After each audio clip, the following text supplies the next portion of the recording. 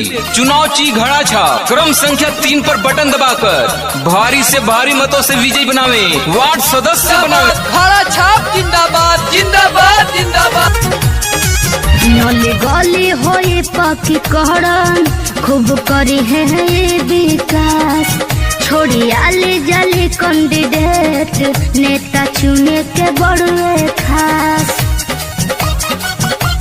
ए जी नली गली होई पकी करन खूब करी है ये विकास, दुखी गरीबन पे होई ना अत्याचार। घड़ा छाप पर बटन दबई है हमार चाची, वार्ड बनई है अब की बार, विजयी बनई है अब की बार। ईमान में जिसके ईमानदारी है, काम में जिसके जिम्मेदारी है।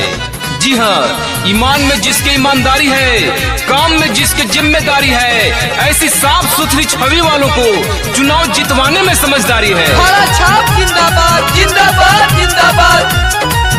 अरे नली गली बनी सबे होई साफ सुथरा, महिला के मिली अधिकार। मिली मिली वृद्धा पेंशन, सबका के मिली रोजगार। लागी जाए बिजली खाली रही ना बाधा। एहो घड़ा छाप पर बटन दबई है हमार चाची, विजयी बनई है अब की बार। एहो विजयी बनई है अब की बार। घड़ा छाप जिंदाबाद जिंदाबाद जिंदाबाद। जानी बेचई दारू पैसा पे भैया लोग, नेता चुने के भाई मंदार। आहो शिल्पी सुमन लहरिया के करेले बिनतिया, अरज करी जा स्वीकार।